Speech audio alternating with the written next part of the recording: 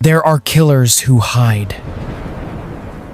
They avoid cameras, erase evidence, pray nobody ever discovers who they are. And then there are killers like the Zodiac, a man who didn't run from attention. He chased it.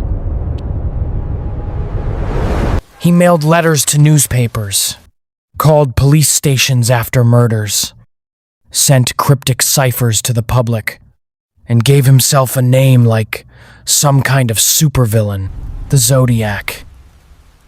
Northern California, late 1960s. A killer was hunting people, but what made him terrifying wasn't just the violence. It was the uncertainty, because the Zodiac understood something chilling. Fear spreads faster when nobody knows where it will strike next.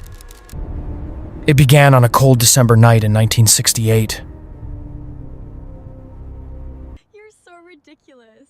Two teenagers, David Faraday and Betty Lou Jensen, parked on a quiet road in Vallejo, California. A second car pulled beside them. Seconds later, gunshots shattered the silence. David died inside the car. Betty tried to run. She made it only a few steps before collapsing in the darkness. No witnesses. No robbery. No motive. Just two dead teenagers and a mystery police couldn't explain. At first, investigators assumed it was random violence. Then, 7 months later, it happened again. Do you see that? Another young couple. Another isolated road. Another brutal attack. But this time, one victim survived. The killer was masked face. One symbol was clearly visible on his t-shirt. He described a man approaching calmly through the darkness. No panic, no hesitation, just the cold confidence of someone completely in control. Then the phone rang at the Vallejo Police Department. Yes, this is Detective Miller. A man's voice said calmly, "I did it." He described details only the killer could know, then hung up. That call changed everything. Police realized they weren't hunting someone who wanted to disappear. It's a message. They were hunting someone who wanted an audience. Weeks later, newspapers across California received strange letters filled with symbols and coded messages. The writer demanded they be published on the front page, or more people would die. The newspapers obeyed. America became obsessed overnight. At the bottom of one letter were the words that would become infamous. The Zodiac is coming for you next. You will not escape me. I am the Zodiac. One cipher was eventually solved by a school teacher and his wife. Its message horrified the country. The Zodiac claimed killing people was more fun than hunting wild game. Not because of anger, not revenge, not passion, entertainment. He even believed his victims would become his slaves in the afterlife.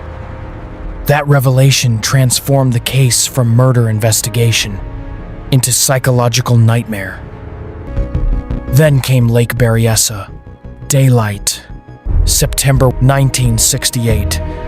The Zodiac approached, a young couple wearing a black executioner-style hood with a white crosshair symbol stitched onto the chest.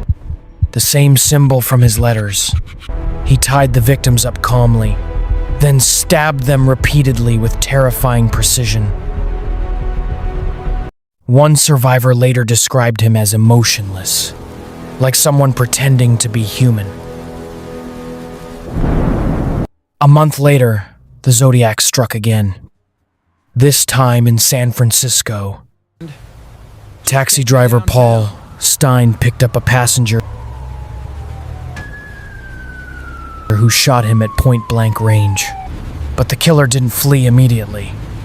He calmly tore a piece from Stein's bloody shirt and walked away into the night. Witnesses saw him. Police officers even passed him on the street moments later. They had the Zodiac killer within reach and let him walk away. After that, his confidence exploded. The letters became taunts. He mocked police, bragged about escaping, mailed pieces of Paul Stein's shirt to prove he was genuine. Then he made a threat that terrified all of California. He claimed he would start targeting school buses. Parents panicked. Schools increased security. We must bypass the downtown area entirely. Bus routes changed overnight. This is a special report. The Zodiac Task Force And expands. somewhere out there, the Zodiac watched the fear spread exactly as he intended. This is the latest briefing on the Zodiac killings. Because the murders were only part of the game. The real weapon was terror. Investigators chased hundreds of suspects over the years, but one name kept resurfacing: Arthur Lee Allen. A former school teacher with disturbing connections to the case.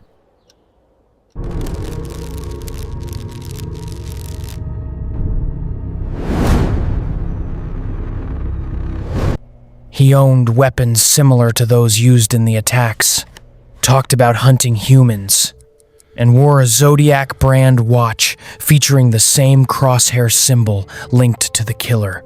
To many people, he seemed perfect for the role, but the evidence never fully matched.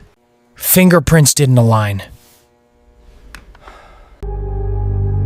Handwriting tests were inconclusive. There is no clear pattern. DNA created even more confusion. Markers don't align. Arthur Lee Allen died in 1992, and the Zodiac case remained officially unsolved. That's what makes this story different from almost every other serial killer case in American history. Not just the murders, not the ciphers, not the media frenzy. The fact that despite decades of investigation, nobody can say for certain who the Zodiac really was. Even today, some of his coded messages remain unsolved. Maybe they contain his real name, maybe a final confession, or maybe they're meaningless distractions designed to keep the world chasing ghosts forever. And that may have been the Zodiac's greatest achievement. He didn't just kill people, he transformed himself into a mystery, a question with no answer, a shadow that stayed alive long after the murders stopped. Because most killers fear being remembered, the Zodiac planned for it. More than 50 years later, his identity remains unknown, unsolved, unreachable, unforgotten.